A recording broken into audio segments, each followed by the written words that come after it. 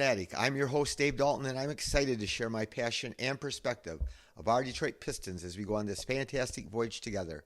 I've been a diehard Piston fan since the days of Dave Bing and Bob Lanier. I've also been the varsity basketball coach of a very successful program in northern Michigan. I want to thank you so much for listening. Please subscribe. Well, Piston fans, we laid an egg tonight. We've had 3 good games in a row, even though a couple of them were in losses. But we came out real flat. We couldn't score the first few minutes, and we ended up dropping the game to the Cleveland Cavaliers, 110-100. We got behind by 26 a couple different times. We cut it down to 7 towards the end of the game, and the guys didn't quit, but we struggled shooting. We did have some great play from Ausar and Stu, and we're going to get into that. Monty talked about he's got to figure out the bench unit, and again, that's another ongoing story where the bench unit every game comes in and he plays 5 guys off the bench and they're minus 10. So at one point tonight, the bench, Wiseman was 2 for 2 and the rest of the bench was 1 for 14. And looks like a lot of the guys are trying to shoot it like Flynn. He only played 5 minutes, but he shot 3 times in 5 minutes. So, Cleveland's got a really good defensive team. Cleveland's an interesting team. So early in the year, they had Evan Mobley and Darius Garland got hurt. And so everybody thought they're done. And instead, they had these guys come up, Merrill and Dean Wade, and these guys, they just started making threes, and their team did great, and even Mitchell missed some games. So then tonight, Mitchell didn't play. And they were, Mobley and Garland were fantastic. So it's, you just never know in the NBA. Things go up and down. The Bulls, I had mentioned the Bulls beat the Pelicans on Sunday. Then they lost to our Pistons. And then they turned around, played a back-to-back, and they beat Cleveland in double overtime. And Cleveland's, they've struggled a little bit lately, but Cleveland's has one of the best records in the Eastern Conference. So, yeah, we took some bad shots. It was pretty tough, and even though they didn't have Mitchell and LeVert, we just came out and we couldn't score. And so it's going to be interesting, though. The next 8 games we play every other day, and I like that. I kind of like the rhythm to playing every other day, and I think maybe the players do. But it's 8 games in a row, so over 16 days, and then we have a back-to-back against the Celtics. But I just wanted to mention, I talk about different podcasts sometimes, but the Hoop Collective podcast, it has Brian Windhorst and Van McMahon and Tim Bontemps, and they're all really hooked up to the NBA, and they got a lot of sources. They watch games constantly, and they've been involved in the NBA for years. But it was fun. They talked all about the Pistons, how the Pistons are playing better, how the Pistons got screwed. So the last 2-minute report, the NBA, after every game, does a report of calls that were missed or maybe questioned the last 2 minutes and whether the calls was right or not right. After Paolo Banchero traveled against the Pistons before he made the game-winning shot, the 2-minute report said that he didn't travel, but those guys, and everybody knows that he traveled. He traveled. And so that was interesting. They said Cade's playing better, but they also recognized how terrible that call was. Again, it's universal that the DiVincenzo tackling Ausar when we would have had the game won, probably. We were ahead. We had the ball. I guess we would have shot 2 free throws. There might have been a little bit of time left. But anyway, it was cool that they at least acknowledged that the Pistons are better, that they're not the worst team anymore, the Wizards are, and that how they got screwed. And I still chuckle when I think of Monty comes into the game and says, "Where's the New York media now?" Because the New York media flipped out because the Knicks got screwed in a game where they called a foul, and just like the guy that that stood right in front of Ausar when DiVincenzo tackled him, that ref was the lead ref for that crew, and he's a respected ref, but he came right on, he didn't even wait for the 2-minute report to be broke down and analyzed. He said that it was a bad call, that it was a missed call. So anyway, if you go to the Hoop Collective podcast and go to where it says Mavs Cavs, Mavs Cavs, and then go to the 37-minute mark, you can hear the video from it, or you probably can even just Google it on YouTube. So anyway, yeah, we're gonna play. We got to go to and play at Orlando. So the guys get to go to Florida, but I guess it's supposed to be raining, so that would be a bummer if it does. And then they play the Heat, so they play on Sunday against the Magic, and then they turn around and play Tuesday in Miami, and then we get to play the Nets at home with a day off on Thursday, and then we play the Mavs on Saturday at home, which should be a fun game. Then we play the home against the Hornets on Monday, Wednesday home against the Raptors. So these are some games that are winnable. Then we play the Heat again, back-to-back at home on Friday and Sunday. So, you never know with the Heat. They got a good team, but they've had some ups and downs, and they always have Jimmy Butler's injured half the time, and so you never know quite what you're going to get from them. But, yeah, let's talk about the game tonight a little bit more. The Pistons shut them out the last 4 minutes of the fourth quarter, and like I said, Monty said he's got to figure out how to work the bench, and he mentioned staggering, and it's funny because he acknowledged that he knows that people are saying that we need to stagger more, but he still doesn't do it. So one thing I wanted to mention too, I hadn't mentioned before, I don't think, that a lot of you Piston fans, and I don't blame you, but everybody loves Mike Muscala, and everybody thinks, oh, Mike Muscala, he makes the Ausar so much better. And maybe he did, but the reality is he averaged with the Pistons 13 minutes a game. So he wasn't out there. Some games he played 9 minutes or whatever, but he scored 3.8 points a game, 2.8 rebounds, shot 35% overall and 31% on threes. And I understand they did respect his 3-point shot, which again they haven't been doing it with Stu. I think maybe like after tonight they are going to, because anyway, Stu was fabulous tonight. Stu was 6 for 12, but he was 4 for 7 on threes. He had 9 rebounds, 3 assists, 3 blocks, and 0 turnovers, 16 points. So he was the team high plus 10.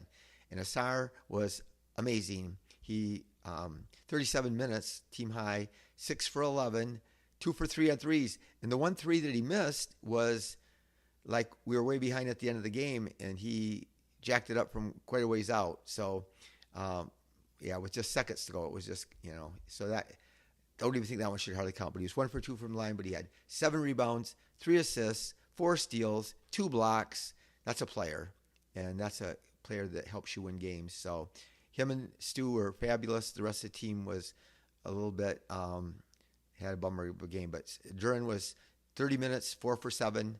He was 6 for 7 from the free throw line, so that's one thing about him. He gets fouled a lot, but he had 4 offensive rebounds, 10 rebounds total, 2 assists, 1 block, and he had 16 points. And so he had a good game, a real solid game. No, he had 14 points. Yeah, I'm sorry. Cade, I don't understand. He gets off to slow starts almost every game, and so he hardly gets shots. We were way into the game, and he had like 3 shots way late in the second quarter, and so I think they need to do stuff to get him going earlier. And of course they put their best defender on him all the time. Okoro's a great defender, on-ball defender, and so he was out guarding Cade, and then they're always give lots of extra help on him. They know like the last 4 games since All-Star break, Cade was averaging 28.5, 6.3 assists, 5.5 rebounds, led the NBA with shooting 57% on threes prior to tonight. So tonight he didn't shoot it as well, but he was since the All-Star break, he had 57%. So yeah, that's impressive. And he needs to, we depend on him to play great. So anyway, he was 36 minutes tonight, 6 for 19, which is not good. 2 for 8 on threes, which is not good. The funny thing I always say about threes is if you're 3 for 8 on threes, you're pretty good. That's more than acceptable. If you're 2 for 8, it's not good. But he was 7 for 7 from the line, and so that always makes a difference. It makes a difference how effective you are as a player. You have to really actually look at how many points you score per shot you take, And I think if you look at effective shooting, that kind of shows that but anyway, he had 21 points and he was +4, 10 assists, 1 turnover. So turnovers weren't our problem tonight. We only had 8 turnovers and we lose. But again, it's a 3-point shooting league. So that's where the game was decided. They at one time were 62% on threes at one point. They were just lighting it up. They were 13 for 21 on threes at one time in the first half. And Garland made his first 8 threes. So yeah, it's interesting. If Mitchell would have played, maybe they wouldn't have done as well. So you just don't know about things in the NBA. But we shot from the free throw line. We were good tonight, 24 out of 28, and they were 26 out of 30. And rebounding, sometimes they've dominated us on the boards, but we out-rebounded them 42-41. And they had 15 turnovers. So you think we should win, but again, we were down by 26 twice.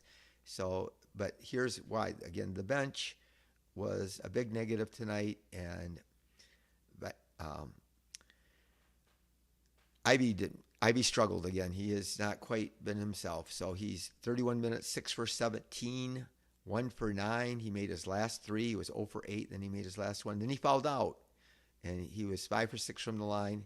So Ivy's effective. Like I said, even if he's 6 for 17, but he makes 5 out of 6 free throws, he still scored 18 points.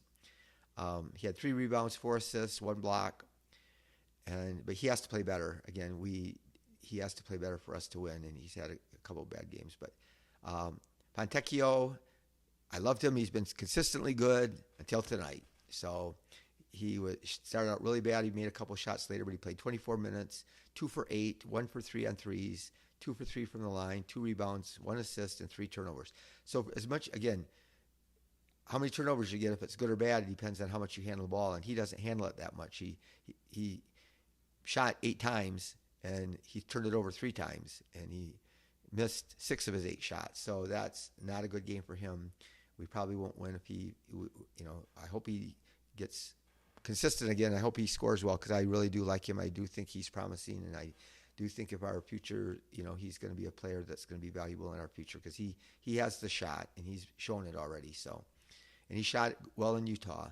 So that's where we get to Quentin Grimes. So Quentin Grimes has had one good quarter for the Pistons, and the rest of the time he's been bad. And I was so confident that he's going to be good. And I still am, because like my friend Denny says, history shows you what a player does. And so he's been a 38% 3-point shooter, and he's had some great stretches, but tonight he was 1 for 6. He played for only 14 minutes, and he had missed a bunch of time with the injury, and then he gets traded to a new team, and then so I don't know. Again, I haven't watched him play that much. I just read about him, and I just loved when I looked at his stats and a little bit I did watch him, and knew that he's a great defender, that he was going to be a great asset. But we got to get him rolling and shooting better, and we got to let him play more.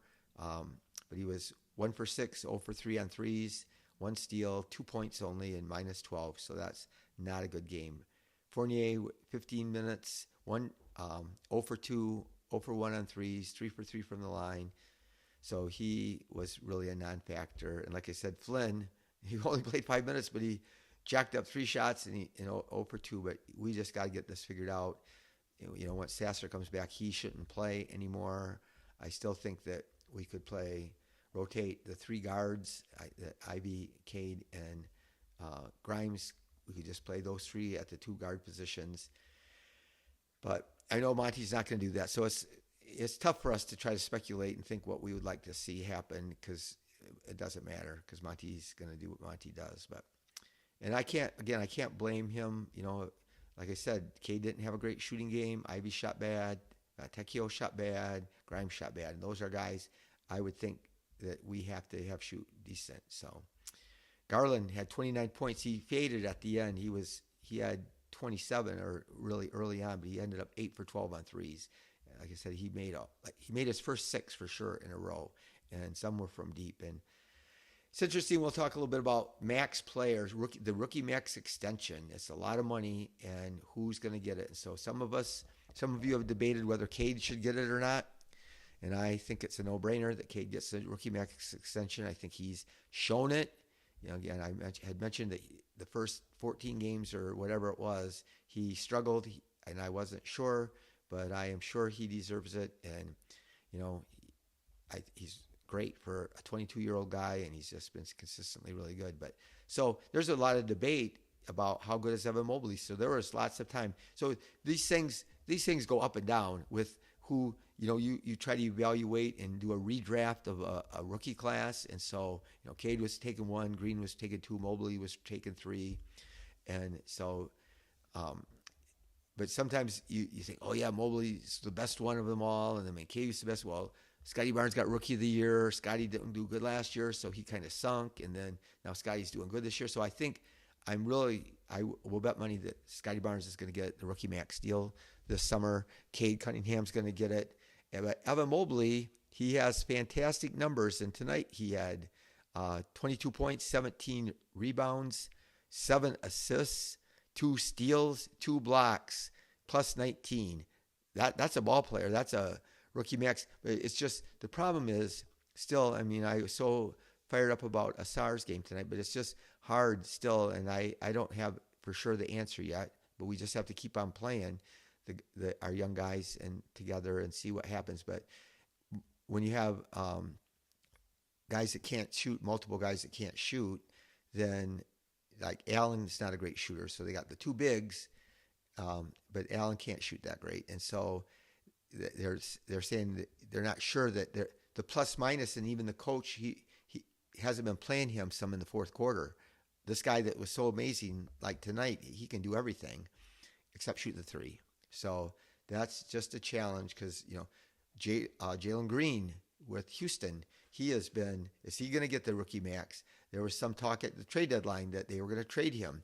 He is inconsistent. He is an erratic player, and he takes wild, crazy shots. He can make some really tough shots sometimes, but he's, they don't know do you want to pay him that much money? And I guess they can sign him and then try to trade him because he's still very young. He's still very, very gifted. He's a freak athlete. He can shoot the ball, but the problem is some guys take bad shots, and he's one of them. So that we'll have to see what happens with him.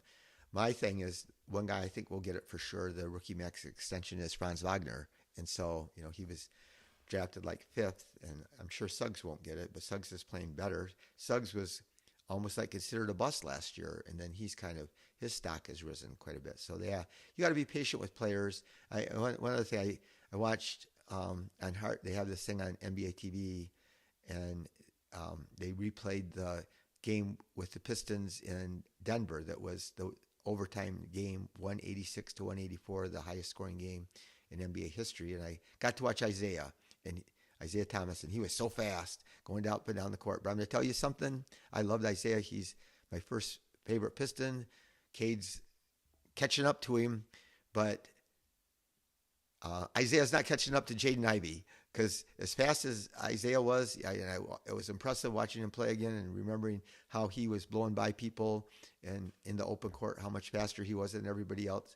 He doesn't compare to Jaden Ivey. And, Jaden's, like you said, he struggled with the shot a little bit lately, but he gets fouled because he just, I would be frustrated. I would hate it if I were an opponent and, knew that he's just going to take it at me so fast that I can't hardly get out of the way. And so, yeah, so it's going to be fun. Like I said, we got to keep on looking for improvement. We see how great Stu played and Ausar, and so that's real promising. And we've been playing better lately.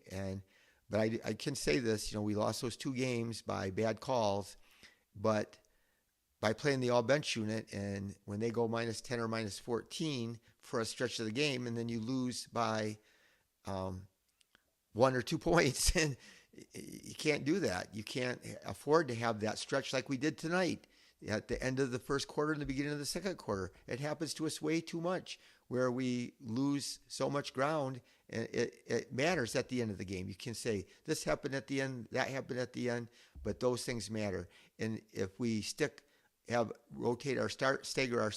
of our starters and play them with the second unit, Monty says we got to look at this. Man, if I were a coach, I would be breaking down film and analyzing the statistics, and then figuring out different lineups and how to stagger them and when to play guys. And then experiment then. But I mean, you can experiment with lineups. Monty says he doesn't want to, but you play the young guys. You play my guys, the 8 guys, and then who else ever, but mostly you play the 8 guys. You play Cade, Ivy, Ausar, Stu, Duran, and Grimes, and Fontecchio, and Sasser. And then stick in one other guy somewhere here and there. But yeah, but you can work combinations, stagger different people at different times, and see what works out of those 8 guys. So anyway, I love it that you listen to me, and so special. And please subscribe again. Be the reason that someone feels heard, and go Pistons. Let's get back at it on Sunday and beat the Magic.